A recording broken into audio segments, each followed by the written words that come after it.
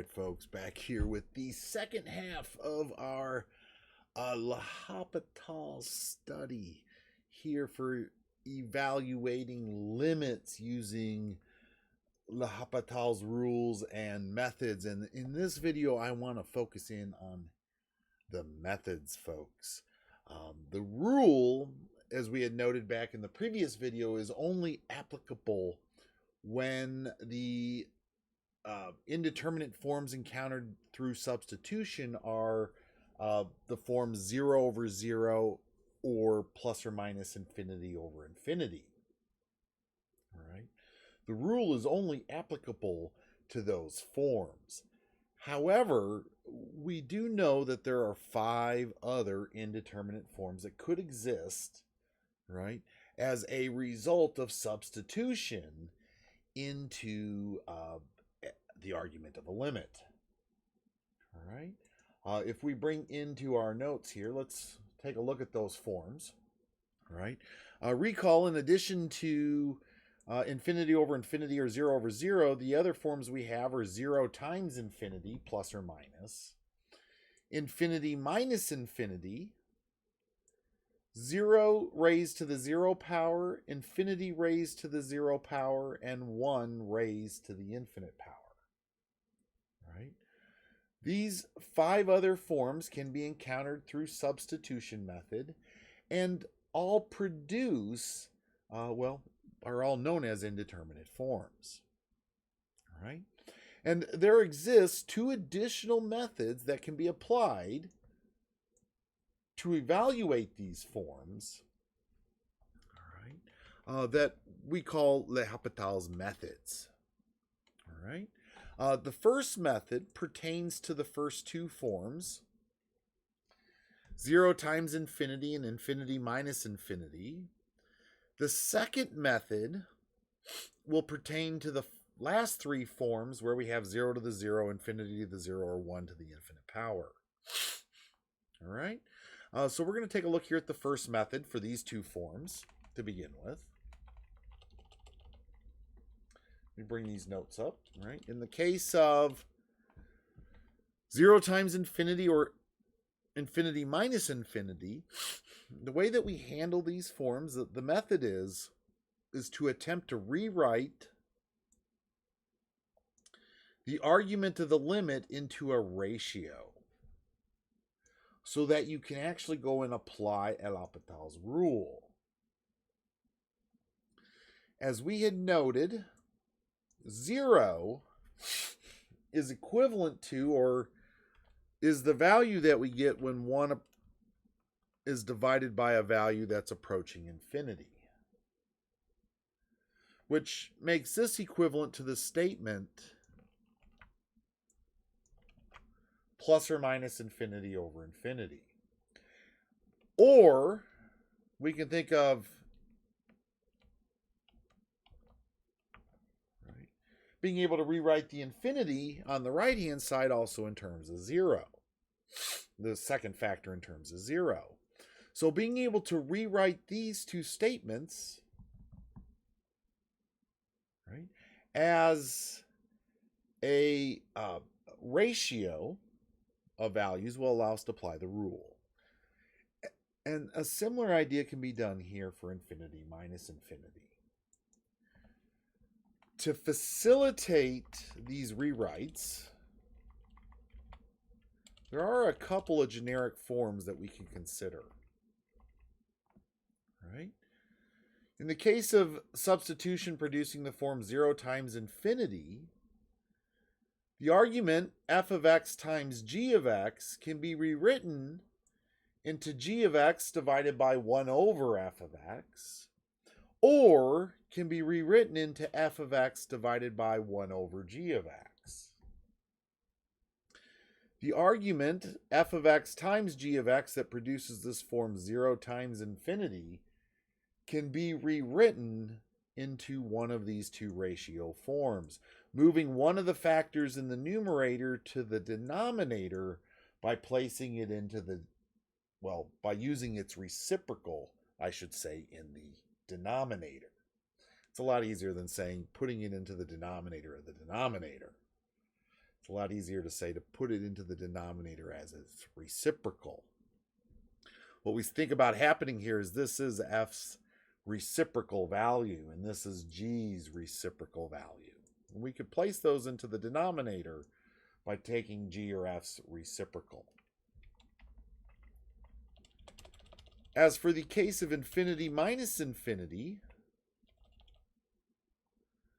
that would be produced by the form f of x minus g of x in the argument of our limit, where the limit as x approaches a for f of x and the limit as x approaches a for g of x would both equal infinity on their own.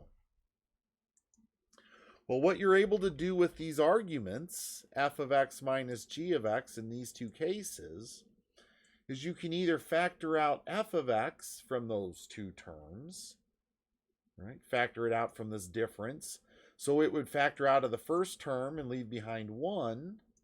But since it's not a factor in the second term, you would have to divide it out, which would leave behind a factor of f of x in our denominator underneath the g of x.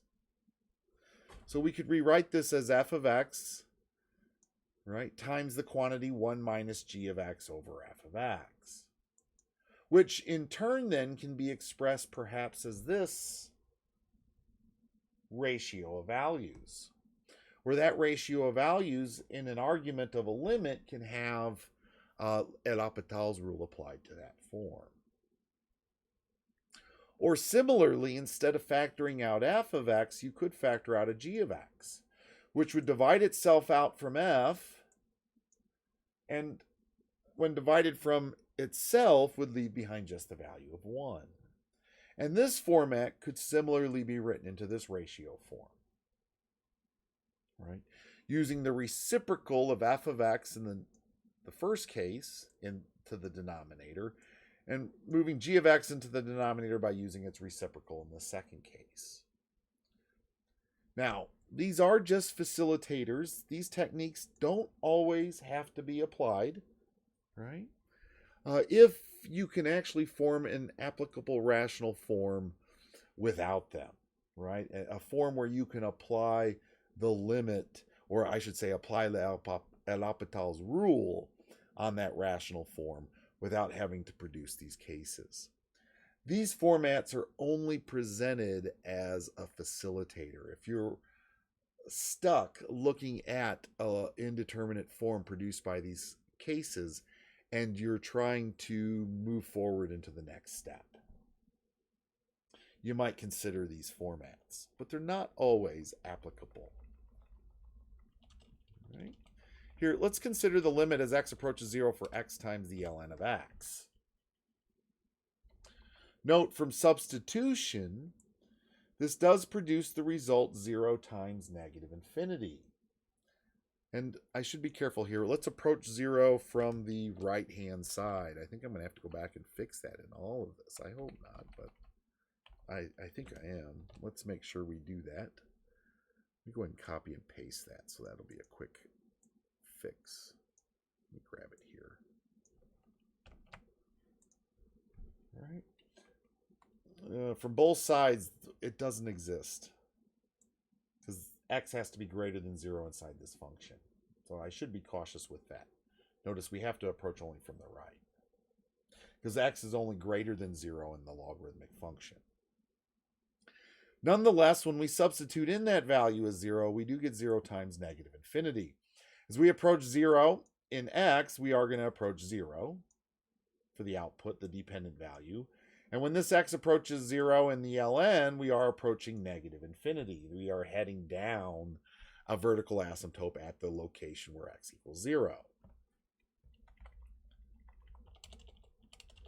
So that is an indeterminate form where L'Hopital's methods say that form x times the ln of x can be rewritten as the ln of x over 1 over x, or the ln of x divided by x's reciprocal, x to the negative first power. And when we think about that limit, let me fix these statements now.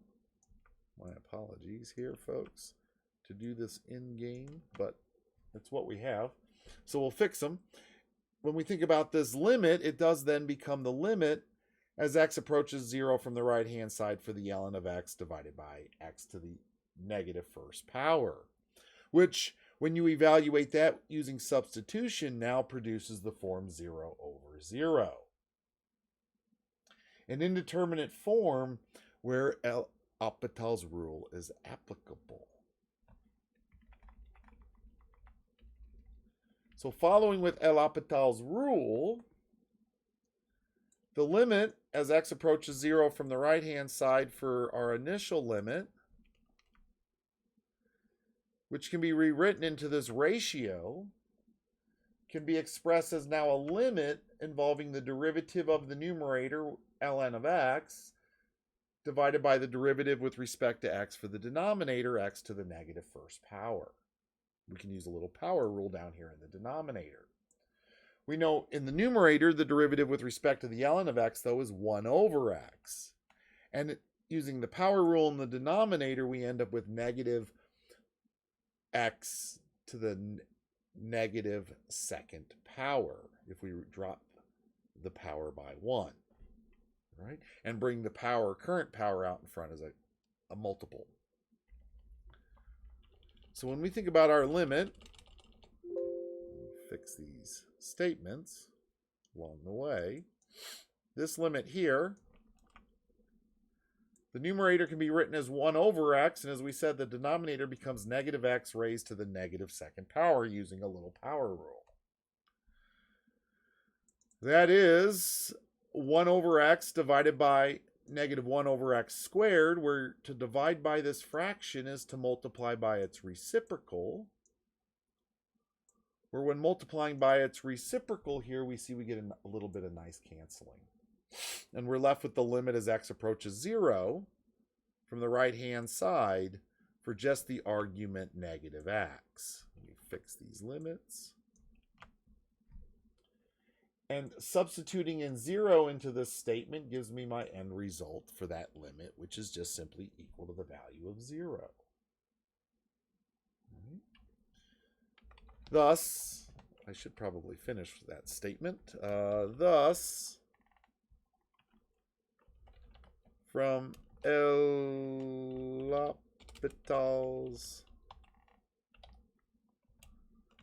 method and rule, the limit as x approaches 0 from the right-hand side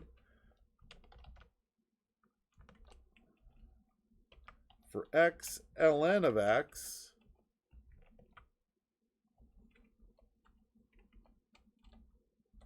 is equal to the value of 0. All right, we've just shown that result from above. All right, that's L'Hopital's method. Right, that first method for the case where your indeterminate form is 0 times infinity. When it's 0 times infinity, you can rewrite that as a ratio by taking one of these factors and moving it to the denominator as its reciprocal. And here I'm going to move that x to the denominator as 1 over x. That now produces 0 over 0 from substitution, which means that the rule is now applicable. And we can find the derivative of the numerator and put it over the derivative of the denominator inside of our limit and evaluate. In this case, it does simplify to negative x in value, and the limit as x approaches 0 for negative x is just simply equal to 0. L'Hopital's method. I think I got another example that follows for the other case. Case of infinity minus infinity. You might consider something like the limit as x heads to 0 from the right-hand side for 1 over the sine x minus 1 over x. From substitution, 1 over the sine x, which again is, if you just know cosecant of x, has a vertical asymptote, and we're going to head to the value of 0 at that asymptote. We're going to head to infinity at that asymptote as x heads to 0 from the right-hand side. And the same is true for 1 over x. It heads to infinity. So through substitution, we end up with infinity minus infinity. which is an indeterminate form. All right. Now, in this case, you can note we can rewrite our argument by simply combining the two terms into a common denominator of x sine x, which requires moving a factor of x into the numerator of 1 over sine x and moving a sine x into the numerator of 1 over x to produce that common denominator of x sine x. And we end up with, in the numerator, x minus the sine x. Where now if we try a little substitution, you will get 0 in the denominator because this x, both of these factors result in 0. And then in the numerator, you will have 0 minus 0, which is also equivalent to 0. So it does now produce this indeterminate form 0 over 0. And if you apply L'Hopital's rule to that result, and you take the derivative of the numerator and put it over the derivative of the denominator in the argument of our limit, the numerator's derivative would become 1 minus the cosine of x, and the derivative's denominator, through a little product rule, because notice there is a product there between the x sine x, would become sine x plus x cosine x through a little product rule. And we see that is the result we have here. 1 minus cosine x in the numerator over sine x plus x cosine x. Where now if we substitute in 0 again, through substitution we see the value of 0 over 0 again. And this happens in L'Hopital's methods and rules. When applying the rule, you will have to apply it at times through more than one iteration. The result produced from applying the rule itself could produce another indeterminate form of 0 over 0 or infinity over infinity, which means you just continue to apply the rule for another iteration. And in this case, that's exactly what we do. We apply the rule to the numerator, 1 minus the cosine x, which would turn into sine x. And if we apply it into the denominator, the sine x will turn into cosine x. And x cosine x will become cosine x minus x sine x.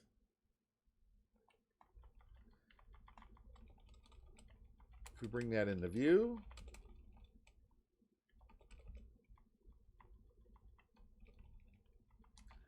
that application of the derivative on the numerator and denominator would end up producing sine x in the numerator, applying that derivative to this numerator. And applying the derivative to this denominator, as I had noted, would produce cosine x plus another cosine x minus x sine x from the derivative of x cosine x, a little product rule there. Well, those two cosine x's would combine to give you 2 cosine x minus x sine x. And now, if you attempt substitution, the sine of 0 will produce 0 in the numerator, but the cosine of 0 is equivalent to 1, and 1 times 2 produces 2 in the denominator.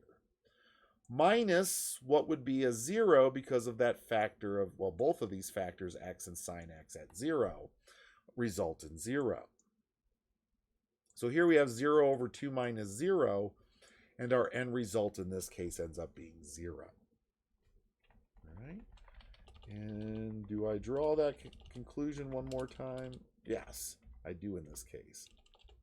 Thus, from L'Hopital's rule and methods, the limit as x approaches 0 from the right-hand side for 1 over sine x minus 1 over x is actually equal to 0 in value.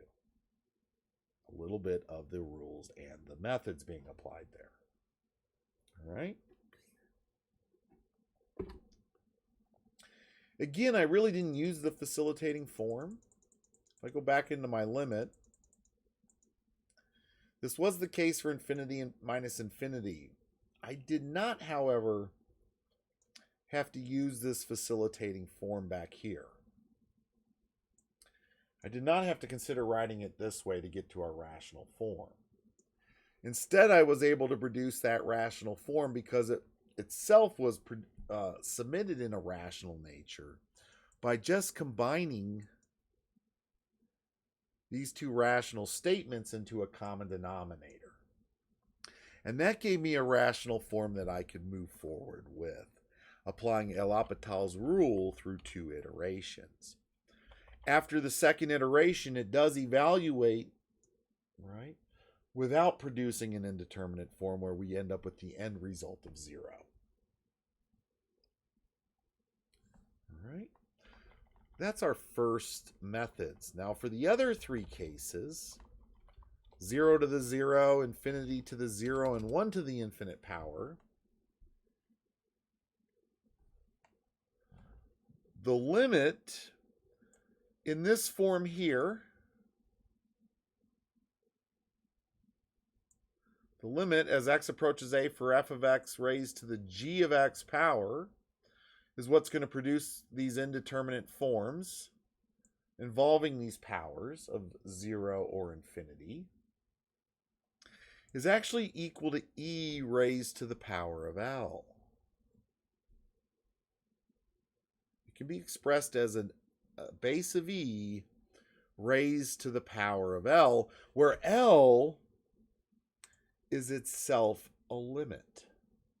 A limit, L for limit, as x approaches a, the same limit argument that we have in the initial limit, the one we're trying to evaluate, that is equivalent to e to the lth power.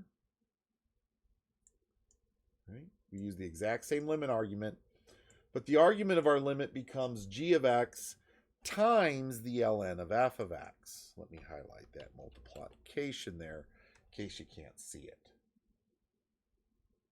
We take the g of x, that is the power, and we move it out in front of the logarithm.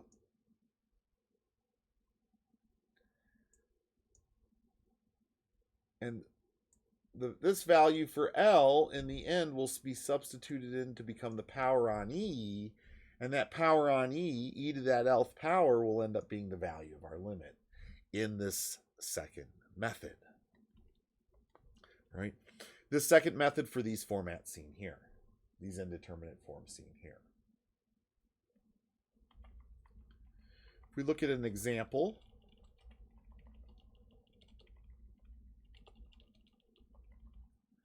here's an interesting function. We have square root of x raised to the x power.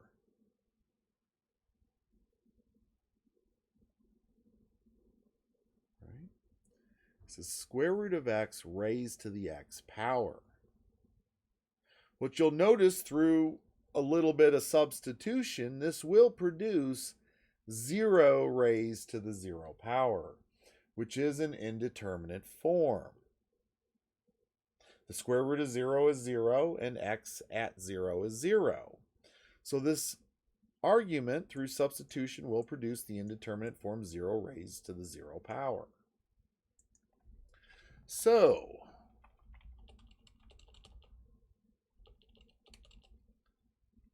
from the method that we have described previously, what we know then is our limit must actually then be equal to e raised to the lth power, where L ends up becoming the limit as x approaches 0 from the right-hand side for x times the ln of the square root of x.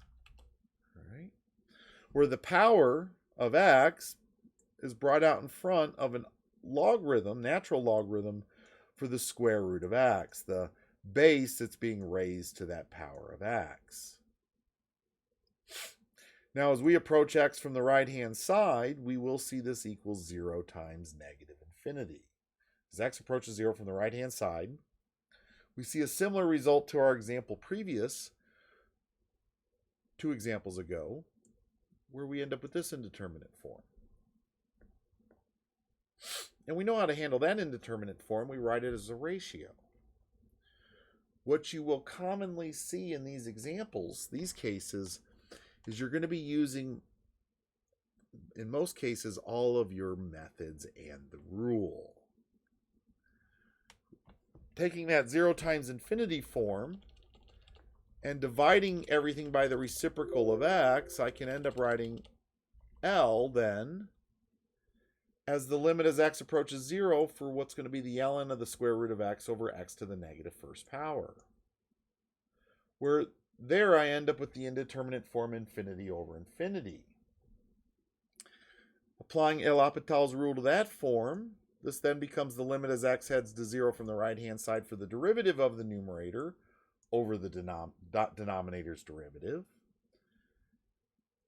And the derivative with respect to x for the ln of x to the 1/2 power ends up becoming x's to the 1/2 power's derivative over x to the 1/2 power all over negative x to the negative second power. We found the derivative of the denominator earlier, and using a little bit of that, if you remember the logarithmic differentiation we talked about, we talked about the ln of f of x's derivative is f prime over f of x, or we might say the ln of u is u prime over u. So u prime for x to the 1/2 is 1/2 x to the negative 1/2.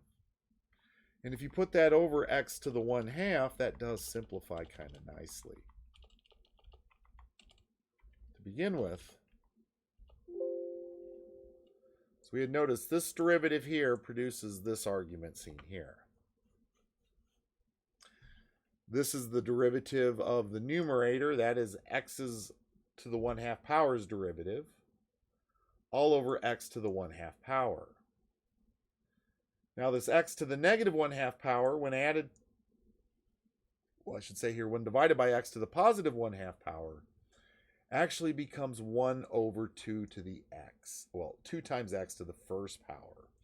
The 1/2s will actually subtract from okay, let's see how this algebra would work. This 1/2 in the denominator would subtract from this 1/2 in the numerator, negative 1/2 in the numerator, would give me negative 1 in the numerator, which would then move back down to the denominator with the 2 to become 1 over 2x. And all of that over the denominator's derivative, which would be negative x to the negative second power, which can be written as negative 1 over x squared, where when dividing this fraction by this fraction, we could just multiply by the reciprocal. And when we multiply 1 over 2x by its reciprocal, the reciprocal of the denominator, negative x squared, we do get a little bit of canceling that happens there also, and we're left with negative x over 2. And the limit as x heads to the right-hand side for negative x over 2 through substitution is equal to 0 over 2, which is equivalent to 2 in value. Sorry, which is equivalent to 0 in value.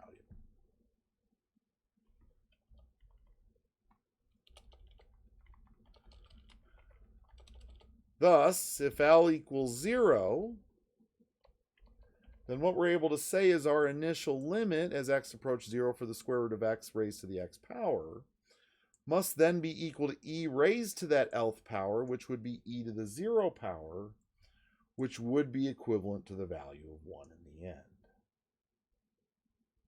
Right? And that becomes the value of our limit. This is L'Hopital's method 2. All right? Applied on those indeterminate, in those cases for the indeterminate form, 0 to the 0, infinity to the 0, and 1 to the infinite power. Again, this method says if these indeterminate forms are encountered, then that limit you're trying to evaluate must actually be equal to e raised to the lth power, where L is this corresponding limit, formed with the base and the exponent functions of our initial limit. Where really you then focus your attention on evaluating the value of L's limit, where along the way you are going to encounter other indeterminate forms. And you're going to have to apply the previous methods or the rule to help you through these additional forms that we encounter. Here we saw we encountered the 0 times infinity form again. So the limit as x heads to 0 from the right-hand side for x ln of the square root of x becomes the ln of the square root of x over x to the negative 1 first power. Right? Which is where we encounter now the indeterminate form infinity divided by infinity. Where there we then apply the rule, seen in the next step. All to work ourselves through to the end here, where we end up calculating this value of L, which gives me the power that's going to be on E for the limit of interest in our problem. Again, this is L'Hopital's method 2, right, described here. All right. These are techniques that L'Hopital's gives us, its methods and rule, for evaluating these, what do we have here, 7 different cases for indeterminate forms. The rule working for 0 over 0 infinity or over infinity indeterminate forms. Method 1 working for 0 times infinity forms. And this third method seen here used for the cases of 0 to the 0, infinity to the 0, and 1 to the infinite power. Those forms. Right? That covers evaluating limits, right, using L'Hopital's methods and forms, and evaluating limits for these different cases of indeterminate forms. And these methods, particularly the rule, which incorporate themselves into the methods, the rule incorporating itself into the methods, always makes use of the derivative, is another example of where the derivative is applicable. And we have seen that L'Hopital's rule actually can go back to some of the limits that were a little bit more tricky to prove initially in our study of the derivative, and allow us to, well, in the study of limits and the derivative, to evaluate those limits in a bit more easily and less rigorous method. All right. But that's L'Hopital's, folks. I've kind of been talking about that rule along the way, but we couldn't present it until we understand derivatives, because derivatives, like I say, incorporated themselves into the rule. Once we introduce derivatives, we can now talk about the rule, and we can apply it in these cases where the indeterminate form is encountered. All right. With that said, I'm going to end that video there, and I think for now, what I'm going to move over into is we're going to start to develop the antiderivative, the material for the antiderivative. For the end of our study of derivatives, and kind of transition over into a study of the antiderivative and the topic of integration. What we might think about as an inverse operation to differentiation. And that's kind of where we're going to end our semester, is in a study of integration. There's a little bit in chapter 4, or well, I shouldn't date this video series. There's a little bit left dealing with derivatives that's going to help open that up for us. And we're going to see that in those next videos, folks. So, with that said, I will go ahead and end the video there, and I will see you in those next ones, where we begin studying the antiderivative and integration. All right? So I'll see you then.